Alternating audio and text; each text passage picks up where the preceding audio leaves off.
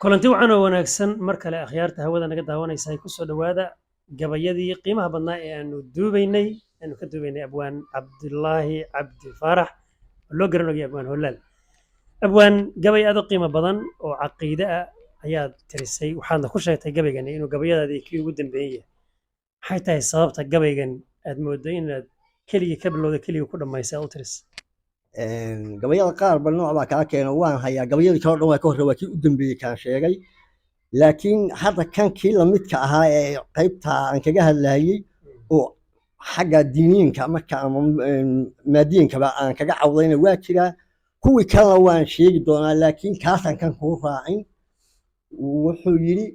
maraan xalay cawaysimay anoo meel cidlaa jooga calooshayda goortaan la shiray camalku faallaynta caddaanka iyo madowgaba haddaan caalamka u sheego ilaahay midaan ugu cawdoon curiyey weeyaan nin calaamad kiristaan wato meel cayiman jooga iyo kii cawaannimo qirtay caligii baystayna si unbaad isaga celin iyaga oodu caabiyo iyo cadow nooga daran baa jiroon meel la ku caddayn kitaab caadli iyo baybalka yay laba canleeyaane markii aan ciwaankaa akhriyey loo calaamadiyey carar iyo la joog yaan qalbiga uga codeeyaa intay caynka godon hoos dhowdo oy calaf ku miisaanto cashir lagu alhumaynhayay laaxin curiyeene kolay tahay cibaadaysigii way carqaladayna oo masaajidiibaa col ah oo la iska caayaaye duul culimadiisii qastay iyo talada caynkaasa mar haddaan cilmiga kii bartayo dhabu caddaynayni anna aan culuun iyo aqoon caamay ka ahaaday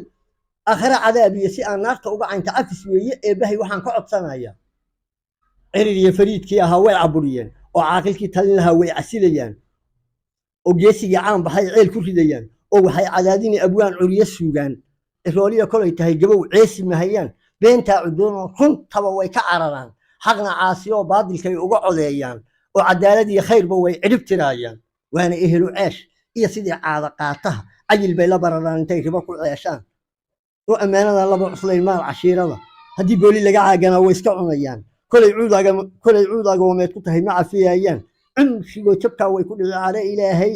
isha aan fogayn baa iyana caynka loo furiyay inkastoo cuqubo maarayaan ma calfan doonaan raafaysi bay aamintiyo ciid kufaashiga ama maradna waatay ahayd camal isdhaafdhaaf dad caqiidadoodii bedelay caariyana qaatay iimaankana ka caydoobay baan cudur ka weynayna cusrigana yusriga oo curta yaa lagaga cayntaa ee culayskana fudayd baa bedeli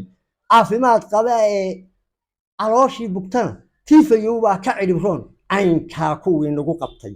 iyo calalla gaagaabta cagku iyo habaar sii fog baan u cuskanaynaa ee alla idinma soo celiyo waad cidhib xumaydeen alla idinma soo celiyo waad cidhib xumaydeened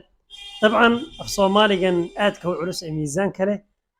cid kasta ayuu way fahmi kartaa ujeeddadiisa dhabta ana qof kasta iyo fahankiisa aad baad u mahadsantihiin mar kale ayaynu dib u kulmi doonaa